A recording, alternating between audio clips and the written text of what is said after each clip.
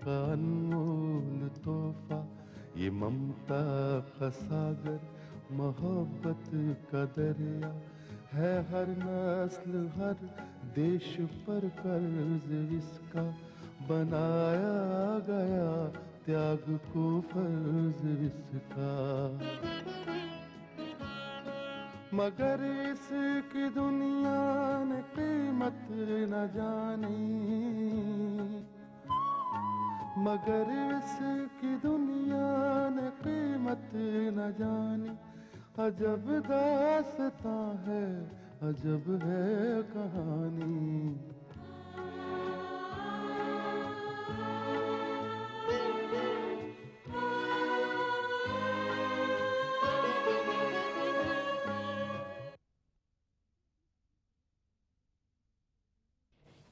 अंजू, तुम लोगों के दिलों में मेरे लिए ये जो प्यार है ना, इसे देखकर मुझे जीने का एक नया हौसला मिलता है।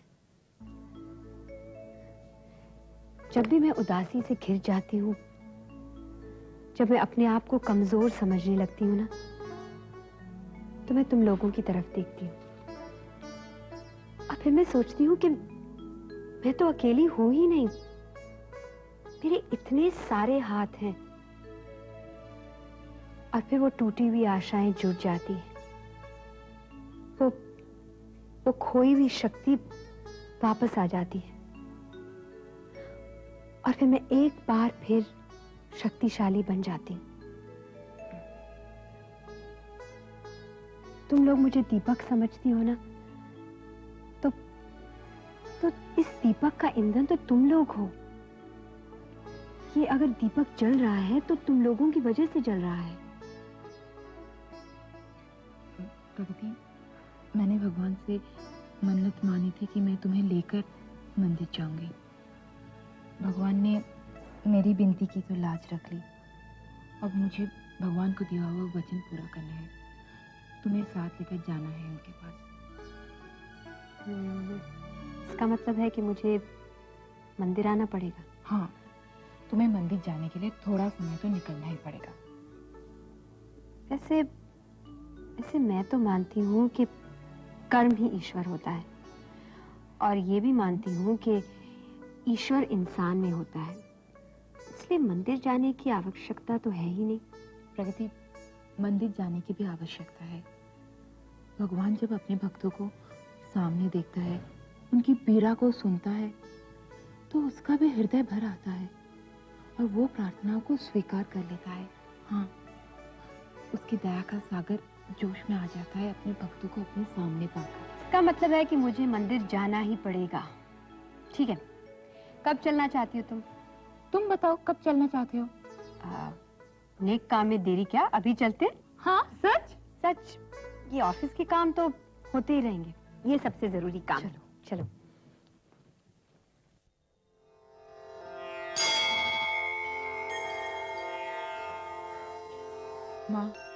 माँ, तुमसे तो कुछ भी छुपा हुआ नहीं है। तुमने बिगड़े काम बनाए हैं, निराशाओं को आशाओं में बदला है, सारे संकटों से निकाला है माँ। बस ऐसी कृपा बनाए रखना। माँ, तुम सर्वशक्तिमान हो, तुम्हारी शक्ति की कोई सीमा नहीं है। तुम शक्तिहीन को शक्ति देती हो, निर्बल को बल देती हो। मुझे भी शक्ति दो माँ।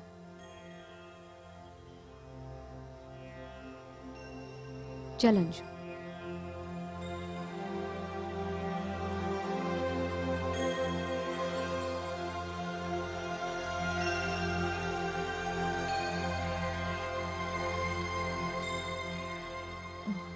लो बाबा, लो।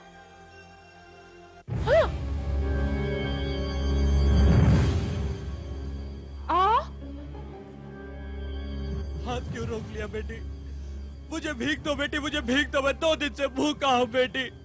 भूख ने मुझे इतना तड़पा दिया बेटी कि मुझे और कोई रास्ता नहीं सूझा, इसलिए यहाँ आकर बैठ गया हूँ मैं। पर आपके ये हालत? भगवान ने मुझे मेरे कर्मों की सजा दी है बेटी। मैं लालच में सब कुछ भूल गया था बेटी, रिश्ते नाते भूल गया था। मैं तो तुझे अपने मतलब के लिए फांसी पर चढ़ाना चाहता था ना। देख देख मेरी हालत, भगवान ने मुझसे सब कुछ छीन लिया है बेटी, मेरे पास कुछ भी नहीं रहा। ये सब तेरी बद्दुआ का असर है बेटी। बेटी मेरी प्रार्थना है, तू मुझे माफ कर दे बेटी, तू मुझे माफ कर दे बेटी, मुझे माफ कर दे। नहीं बाबूजी नहीं, क्या कर रहे हैं आप? उठिए उठिए बाबूजी। बाबूजी जो कुछ भी आपने किया था उसकी सजा भगवान आपको दे चुके हैं। हाँ बेटी, लेकिन जब तक तू मुझे माफ नहीं करेगी तब तक भगवान भी मुझे माफ नहीं करेगा बेटी, नहीं करेगा। मैं कौन होती हूँ माफ करने वाली? कौन होती हूँ मैं? फिर भी अगर आप ये समझते हैं कि मेरे माफ कर देने से आपके कष्ट दूर हो जाएंगे तो मैं आपको माफ करती हूँ बाबूजी, बेटी माफ करती हूँ। तूने मुझे माफ कर दिया, तूने मुझे माफ कर दिया बेटी। अब मैं चैन की मौत मर सकूंगा बेटी। हाँ, अब मैं चैन की मौत मर सकूंगा।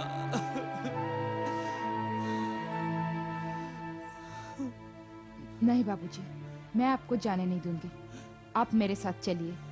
नहीं नहीं बेटी, मैं इस लायक नहीं हूँ। नहीं बाबूजी नहीं, मैं तो पिछली बातों को भुला चुकी हूँ, उस जिंदगी को भी भुला चुकी हूँ मैं। अब एक नई जिंदगी शुरू की है बाबूजी। माना कि आपने मेरे साथ बुरा सलूक किया था, पर उसकी सजा भी तब भुगत चुके हैं। मैं आपको इस हालत में नहीं देख सकती बाबूजी, नहीं देख सकती। वाह अंजू वाह।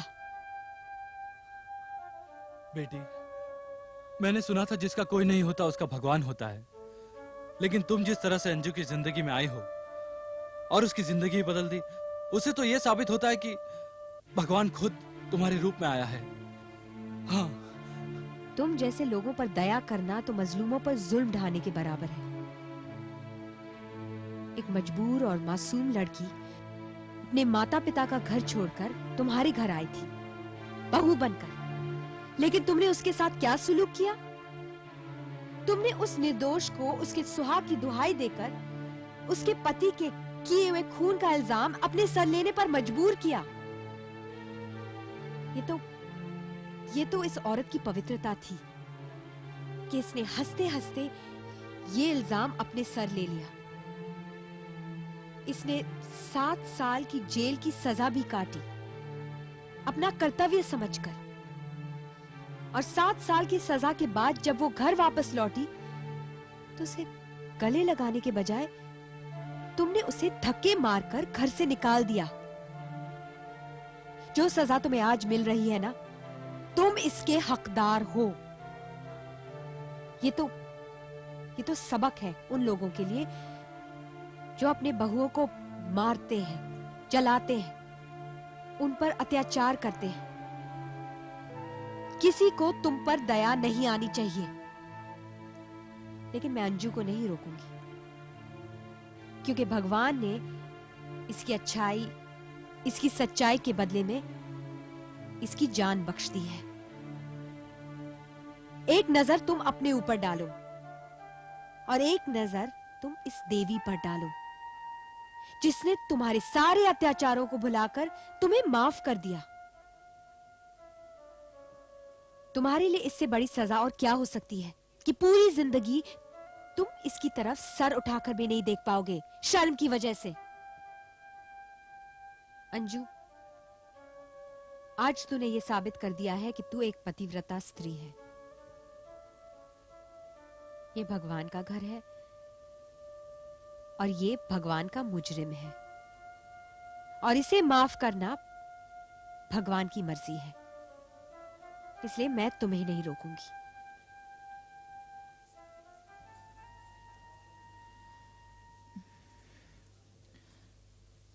चलिए बाबूजी, चलिए।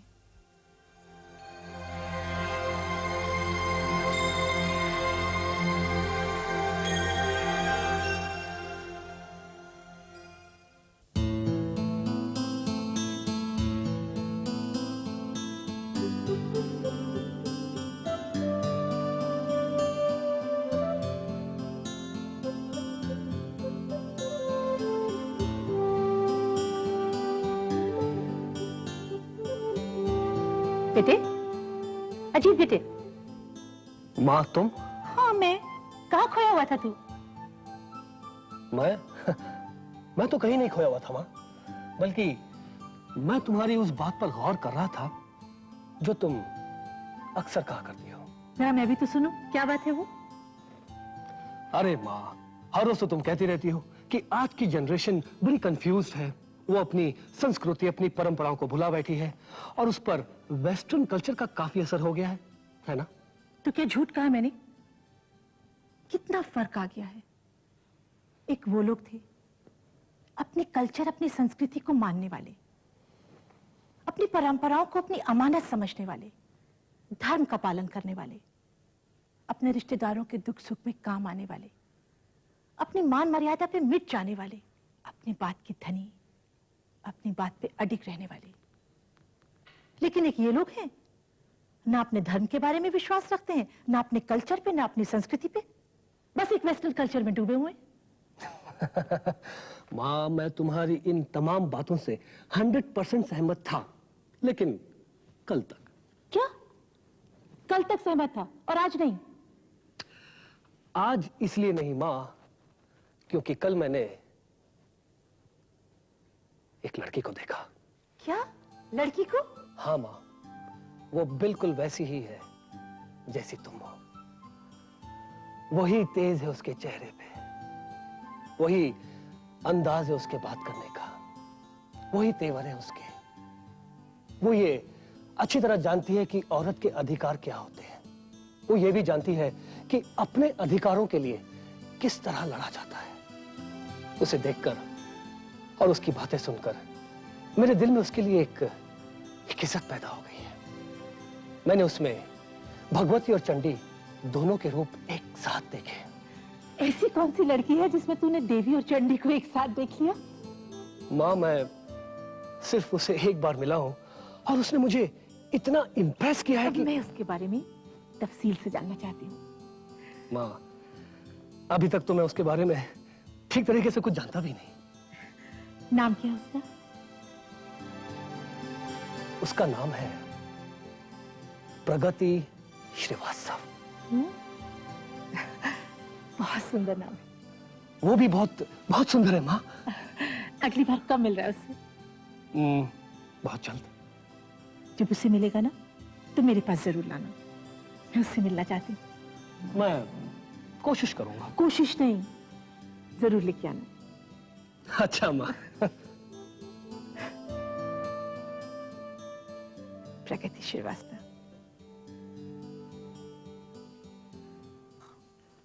बाबूजी, चाय। हाँ बेटी। अंजू, अंजू, अंजू।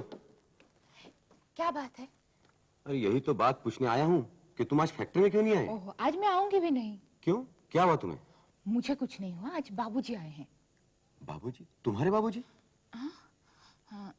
हाँ हाँ, तुम मिल चुके हो उनसे। अंदर आओ ना।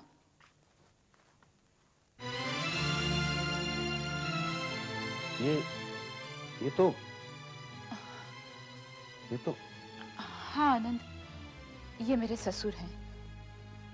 लेकिन अंजू, आज तूने मुझे किसका मुंह दिखा दिया और तुमने इसे यहाँ क्यों ले आई हो? आनंद, आनंद ये भूखे थे 2 दिन से, मंदिर में मिले मुझे। अंजू, ये दुश्मन है तुम्हारा। अरे यही तो है वो जिसने अपने लड़के के लिए तुम्हें जेल जाने के लिए मजबूर कर दिया था, और यही है वो जिसने तुम्हें फांसी पर चढ़ाने के लिए अदालत में झूठी गवाही दी थी। और ये तुम्हारी जान का दुश्मन है, तुम्हारी जिंदगी का दुश्मन है अंजू। और तुम यहाँ इसे उठाकर यहाँ ले आई हो। निकाल दो यहाँ से इसे, निकाल दो। नहीं नहीं आनंद। देखो अंजू, ये यहाँ नहीं रह सकता। हाँ बेटी, ये ठीक कह रहा है, बिल्कुल ठीक कह रहा है। मैं यहाँ रहने लायक नहीं हूँ, मैं खुद ही यहाँ से चला जाता हूँ। नहीं बाबूजी, नहीं, मैं आपको लेकर आई हूँ और जब तक मैं नहीं चाहूंगी कोई नहीं निकल सकता आपके यहाँ से। अंजू, तुम्हें इसे यहाँ से निकालना ही पड़ेगा। नहीं आनंद, मैंने कह दिया ना, ये यही रहेंगे। इसका मतलब ये है कि तुम चाहती हो कि मैं यहाँ कभी नहीं आऊं? नहीं आनंद, अगर मैंने ऐसे सोचा भी तो ये मेरा बड़ा दुर्भाग्य होगा। आनंद प्लीज समझने की कोशिश करो। जिस हालात में मैं इन्हें यहाँ लेकर आई वो सिर्फ मेरा दिल जानता है। आनंद। अंजू, मैं तुमसे फिर से कह रहा हूं कि ये लोग दया के काबिल नहीं है। ये लोग, ये तो वो सांप है जो दूध पिलाने वालों को ही डस लेते हैं। अरे इनसे बचने के बाद ही तो तुम्हें ये जिंदगी मिली है, फिर तुम इसे यहाँ बुलाकर अपनी जिंदगी में जहर क्यों घोल रही हो? ये तुम्हारे लिए काल है अंजू, काल है ये। इसे यहां मत रखो अंजू, मेरी बात मान लो। आनंद, आनंद, मैं तुम्हारी बात नहीं मान सकती। अगर मैंने इन्हें यहाँ से निकाल दिया ना तो ये मर जाएंगे। और ये अगर यहाँ रहा ना तो तुम्हारा जीना मुश्किल हो जाएगा अंजू। चाहे कुछ भी हो, ये ही रहेंगे। अच्छा ठीक है, अगर ये यहाँ रहा ना तो फिर दोबारा मैं इस घर में कभी नहीं आऊंगा। चलता हूं मैं।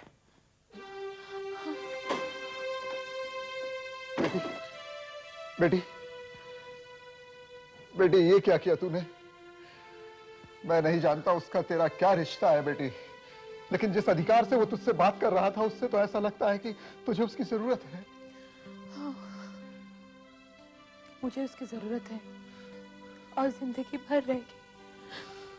बेटी, यहाँ रहने की तुझे कितनी बड़ी कीमत चुकानी पड़ रही है, और मैं हूं, मैंने तेरे साथ क्या सुलूक किया सारी दुनिया जानती है।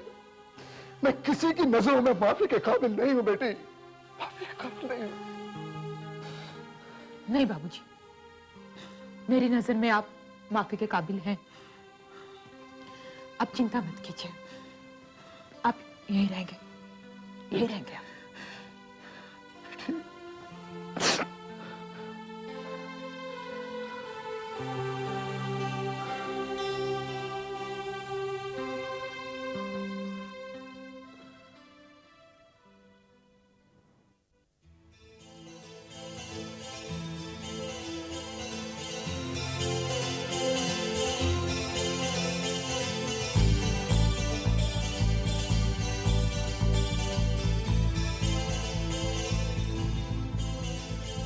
करण, इन कपड़ों में मैंने पूरी कोशिश की है कि जिस्म की नुमाइश ना हो, सिर्फ डिजाइन्स की नुमाइश हो। प्रगति, आजकल डिजाइन और फैशन के नाम पर जिस्मों की नुमाइश होने लगी। देखने वाले लिबासों को कम और जिस्मों को ज्यादा देखना चाहते हैं। लोग मॉडल्स की चाल पर, उनके अंदाज पर, उनके लिबास की दाद नहीं देते, बल्कि खुद मॉडल्स को दाद देते हैं।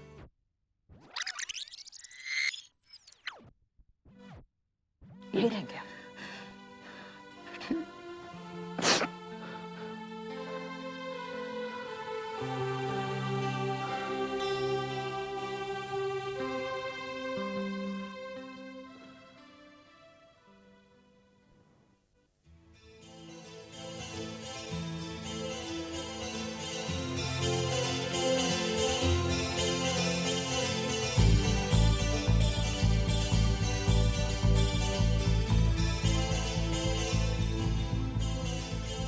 करण, इन कपड़ों में मैंने पूरी कोशिश की है कि जिस्म की नुमाइश ना हो, सिर्फ डिजाइन्स की नुमाइश हो। प्रगति, आजकल डिजाइन और फैशन के नाम पर जिस्मों की नुमाइश होने लगी। देखने वाले लिबासों को कम और जिस्मों को ज्यादा देखना चाहते हैं। लोग मॉडल्स की चाल पर, उनके अंदाज पर, उनके लिबास की दाद नहीं देते, बल्कि खुद मॉडल्स को दाद देते हैं। थैंक यू गर्ल्स, आप जा सकती हैं। Thank you. आओ करण, बैठो। करण, इसी सिस्टम को मैं बदलना चाहती हूँ कि ये कपड़े जिस्म की नुमाइश न करें, डिजाइन्स की नुमाइश करें। लेकिन ये जो इतने सारे डिजाइन तुमने बनाए हैं, इन सब डिजाइनों ने तो मॉडल्स के जिस्मों को अच्छी तरह से ढक दिया है। और देखने वाले तो कपड़ा कम से कम देखना चाहते हैं, जिसमें से जिस्म ज्यादा से ज्यादा नजर आए। हाँ करण, ये तस्वीर का एक रुख है। तस्वीर का दूसरा रुख ये है कि हमारी संस्कृति कपड़ों को ज्यादा अहमियत देती है। वेस्टर्न कल्चर में जितने कम कपड़े हैं उसे उतना ही फैशनेबल माना जाता है, लेकिन हमारी तहजीब में जिस्म जितना ढका हो उतना ही खूबसूरत है। और इसी नजरिए को हमें पॉपुलर बनाना है। और ये कंपटीशन, ये जो कॉन्टेस्ट है, बाकी कॉन्टेस्ट से बिल्कुल अलग है। ये मॉडल ऑफ द ईयर नहीं है, डिजाइनर ऑफ द ईयर है। और मुझे पूरा यकीन है कि ये कॉन्टेस्ट मैं जीत जाऊंगी।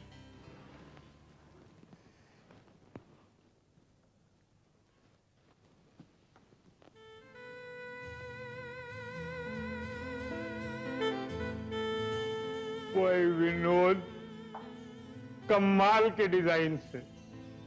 भाई बदन पे कपड़ा तो जरूर है, लेकिन एक एक अंग झलक रहा है, एक एक अंग झलक रहा है। वाह, क्या बाल है, क्या बाल है। ऐसा लगता है कि जैसे सावन की घनघोर घटा। ओह, क्या आंखें हैं, जैसे छलकते हुए पैमाने। अरे ठाकुर साहब, मैं तो बिन पिए ही मस्त हो रहा हूँ। क्या भवें है, क्या भवें है ठाकुर साहब, जैसे किसी ने सीने पे खंजर घोंप दिया हो।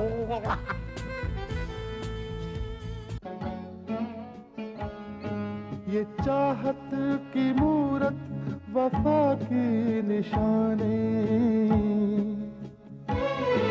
ये चाहत की मूरत वफा की निशानी। अजब दास्तां है, अजब है कहानी।